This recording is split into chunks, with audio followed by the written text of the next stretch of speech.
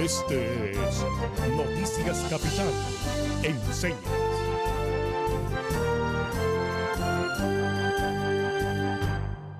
Bienvenidos a Noticias Capital Enseñas. Nuestro programa se realiza gracias al convenio de cooperación entre el INSOR y Canal Capital. Agradecemos a este canal por ser el primero en crear espacios de inclusión social, labor que ha permitido que las personas sordas podamos acceder a la información a través de nuestra lengua nativa, la lengua de señas colombiana. El INSOR participó en el primer encuentro mundial de educación inclusiva organizado por el Ministerio de Educación del Ecuador y la Organización de Estados Americanos. Tuvo como sede la ciudad de Quito.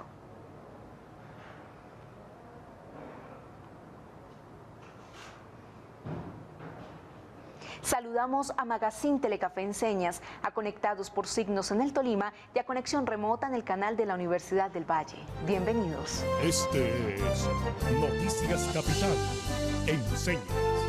Continuamos en Noticias Capital Enseñas. Hoy está con nosotros la doctora Brigitte Batiste, directora del Instituto de Investigación de Recursos Biológicos Alexander von Humboldt, Colombia.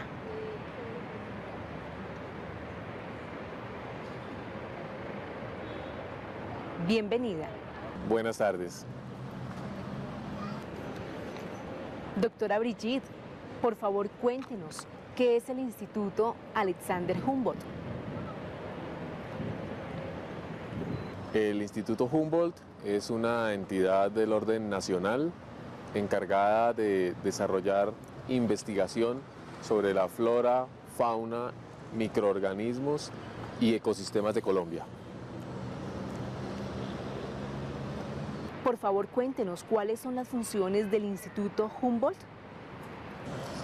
El instituto debe proveer de datos, conocimiento acerca de su biodiversidad para todos los colombianos, de manera que se conserve y se utilice adecuadamente.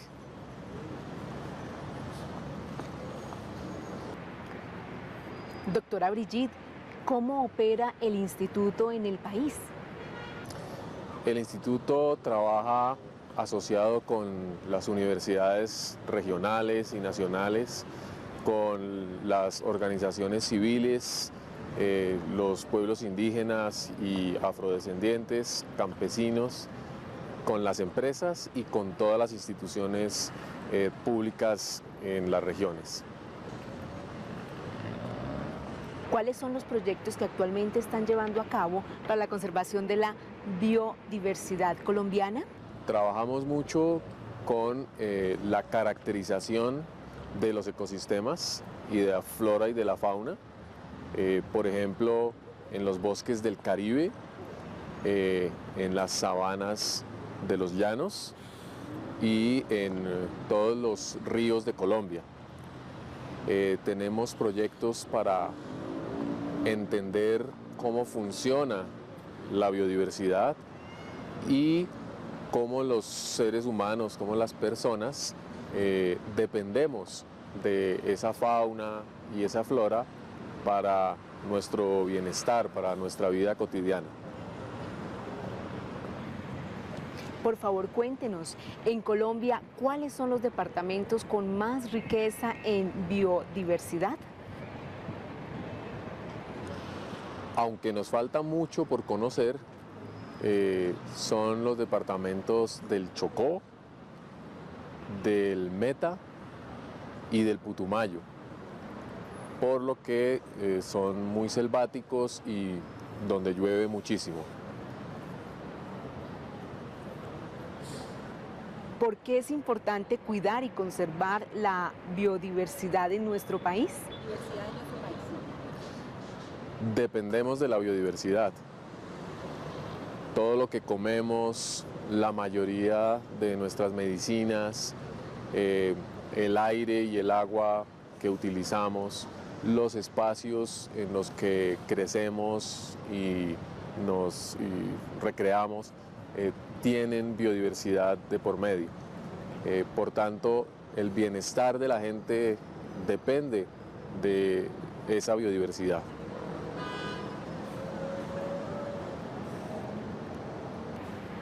Doctora Brigitte, por último, la invitamos a dar un mensaje a nuestros televidentes.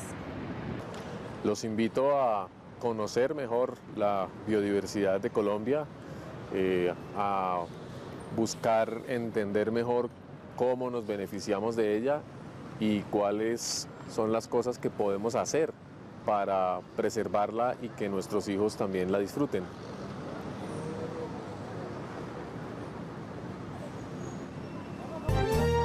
Este es Noticias Capital en Señas. Hacemos un corte de comerciales y ya regresamos con más Noticias Capital en Señas.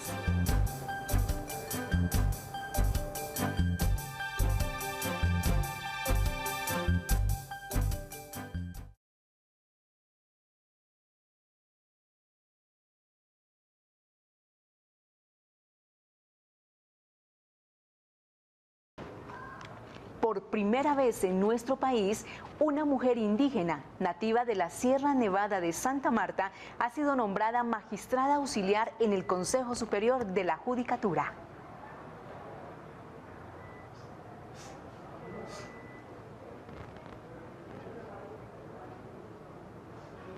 Nombrar a la doctora Belkis Florentina Izquierdo Torres.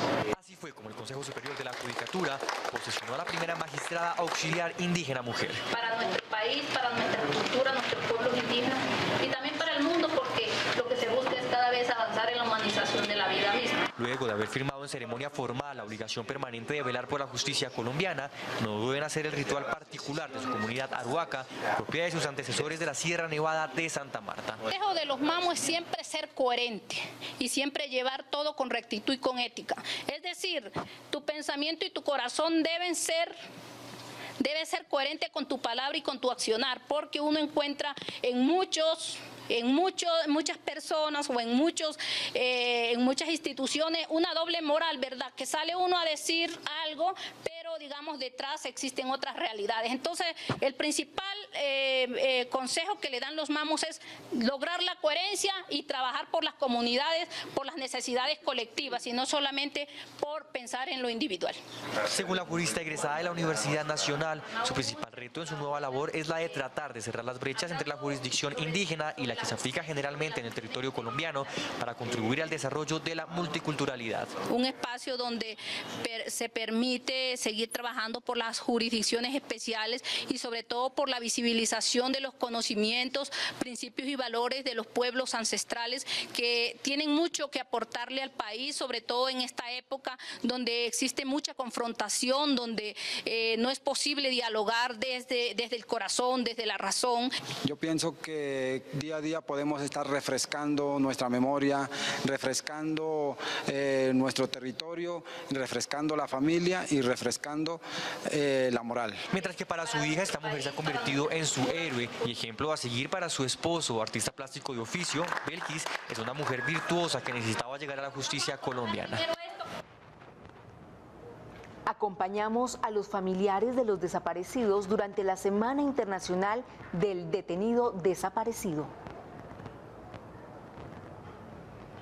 Así es, Noticias Capital continúa acompañando a los familiares de la desaparición forzada en Colombia. Y hoy estamos en Medellín, en la Casa Museo de la Memoria, en donde el Centro de Memoria Nacional va a entregar los 4 informes a los familiares de los desaparecidos en Antioquia.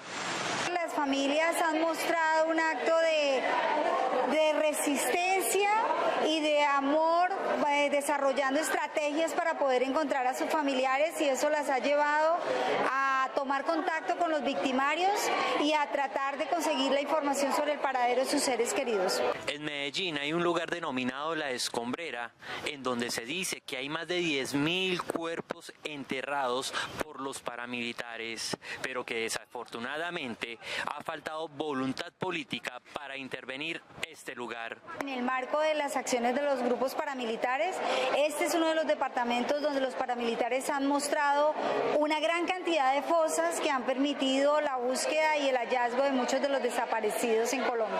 Aunque aunque el dolor y la tristeza de los familiares es grande por la desaparición de sus seres queridos, han logrado interactuar con los victimarios para lograr saber en dónde están sus seres queridos. El lugar de la Escombrera es uno de los sitios más dramáticos de indiferencia institucional desde mi punto de vista, porque a pesar de que la institucionalidad sabe que allí se dejaron muchos de los cuerpos de personas que fueron desaparecidos. Los familiares son conscientes que hay mucho trabajo de por medio para lograr saber toda la verdad, pero por lo menos con un poco de voluntad política y con la verdad de los paramilitares desmovilizados bajo el gobierno de Álvaro Uribe Vélez, se podría llegar a una tranquilidad en muchas familias en Antioquia. El movimiento sindical históricamente ha sido golpeado en Colombia. Durante el último mes se han incrementado los hechos violentos contra ellos. La Central Unitaria de Trabajadores de Colombia, CUT, prende las alarmas en cuanto a las agresiones y hostigamientos a sindicalistas, pues en la última semana se han presentado 6 casos. Fue asesinado el compañero de Sintraendes en Cartago, el compañero Pablo Emilio Aponte. Llegaron sicarios a su casa y hirieron también a su esposa y a un hijo que estaba gravemente herido. Tenemos también un atentado al profesor Luis Plazas en medio de la marcha de los educadores en Cartagena. Fue un atentado donde el sicario intentó asesinar al docente y el escolta en la reacción mató a uno de los sicarios. A esto se suma el hostigamiento y persecución al presidente de Fensuagro, Alirio García, y nuevos atentados contra Sintra en Cali, luego de que el Juzgado 29 Municipal de Bogotá decidiera que tanto el presidente como el vicepresidente de la República deberían pedir disculpas en nombre del Estado a Sintra en Cali por anteriores señalamientos. Incendiaron el carro del dirigente Sintra en Cali con unas bombas explosivas y se había presentado también esas bombas incendiarias contra la sede de Sintra en Cali en días anteriores. El vocero de la CUT asegura que la razón de estas agresiones es debido al clima electoral y por el trabajo en la defensa de las empresas públicas. Hemos sido blanco de estos atentados. El caso del compañero asesinado de Sintraendes en Cartago es un compañero que defendía a la empresa de servicios públicos en Cartago, que impidió la venta de la privatización de esta entidad, y hoy tenemos que decir que fue asesinado por su labor sindical. El movimiento sindical insiste en que los organismos de seguridad e investigación deben dar con los responsables de estas agresiones. Quienes transitan por la localidad de Puente Aranda recibieron una nueva vía con la que se inicia la renovación de su malla vial. Con la entrega de la calle 18 con carrera 65, la localidad de Puente Aranda da un paso en la recuperación de la malla vial fuertemente afectada por el tráfico de vehículos pesados.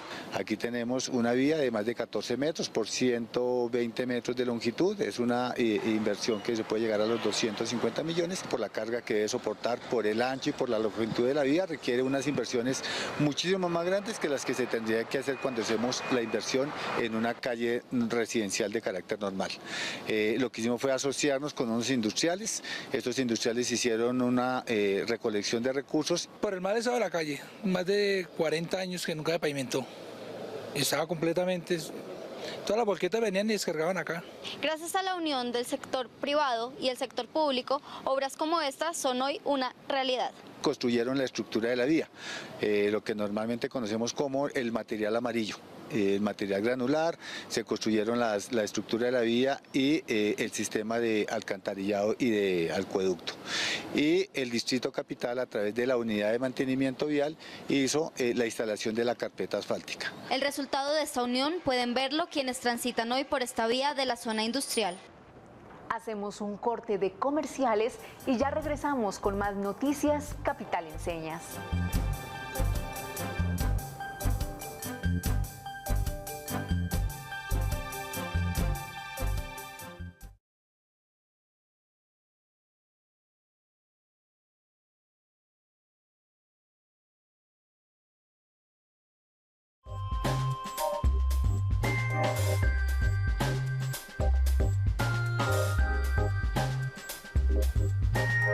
Hoy me encuentro en el set del Primer Café, a quienes le agradecemos la inclusión del intérprete de lengua de señas colombiana.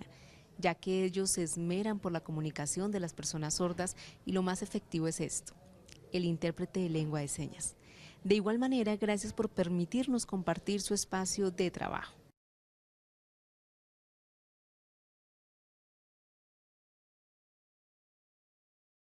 Ayacán Kunari Suma Causay. Partamos siempre del buen pensamiento para el buen vivir. A veces hay que tomar decisiones y en este caso son decisiones importantes que al final tienen que decirnos quién va a dirigir. Siempre tiene que haber alguien que guíe, que oriente. Hay que decidir quién sea el nuevo presidente de la República y hay que definirlo.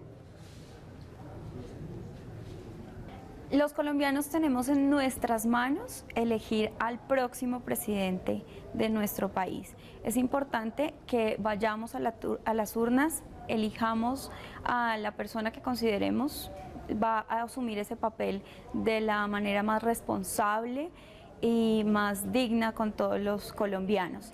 Es nuestro deber y es nuestro derecho.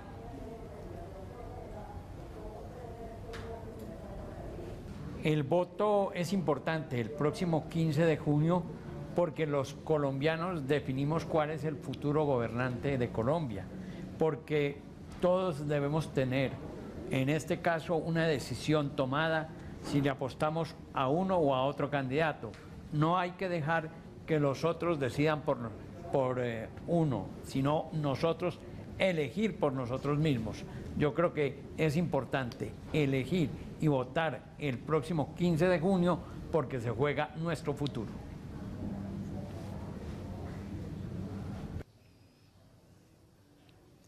¿Por qué debemos votar nuevamente el 15 de junio si ya lo hicimos el 25 de mayo? Pues en esta oportunidad hubo un empate, esto es como el fútbol, hay que definir cuál es el campeón y en esta oportunidad está tan pegadito, están cabeza a cabeza como en el ciclismo, que ahora hay que saber nuevamente en esta prueba quién va a quedar.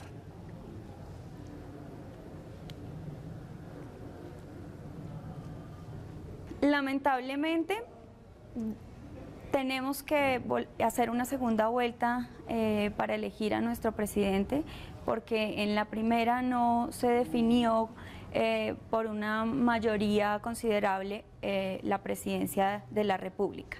Digo lamentablemente porque pues, los recursos que deben invertirse en una votación son muy altos y considero que podrían ser útiles en otros aspectos en los que el país los necesita más.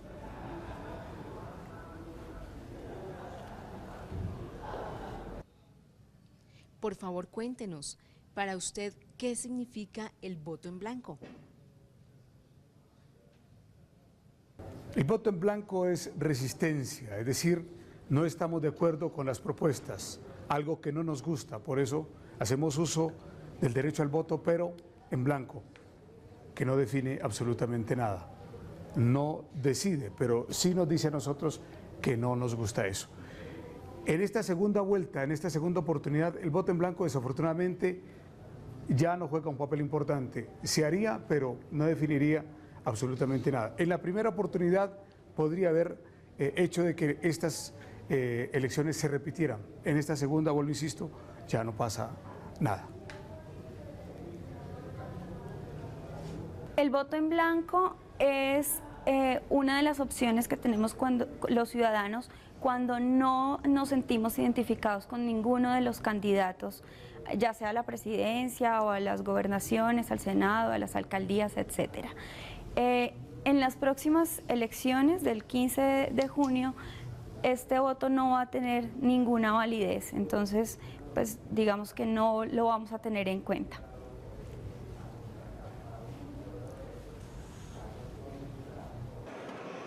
Hola a todos. Si usted va a ejercer su derecho al voto, tenga en cuenta los siguientes pasos. Primero, lleve su cédula de ciudadanía. Recuerde que es la amarilla con hologramas.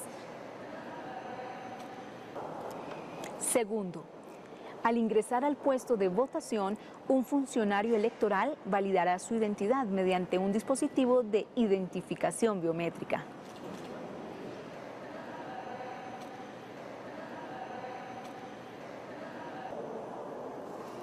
Tercero, diríjase a la mesa de votación indicada en el comprobante con su cédula. Entréguele esto al jurado. El jurado verificará que el número de su cédula se encuentre en el listado correspondiente.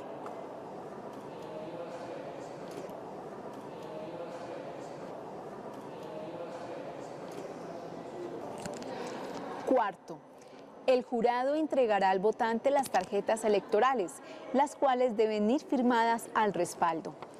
El votante se dirige al cubículo para elegir a los candidatos de su preferencia.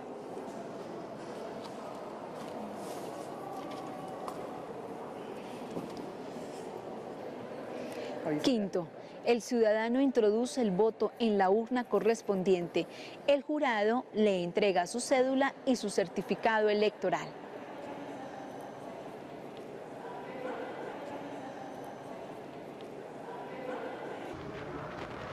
Hasta aquí nuestro programa de hoy. Recuerde que el INSOR contribuye en la construcción de una sociedad incluyente para la población sorda colombiana. Los invitamos a comunicarse con nosotros por medio de nuestras redes sociales. Nos encontramos aquí a las 12 meridiano el próximo domingo y en repetición el sábado a las 6 de la mañana. Canal Capital, televisión más humana.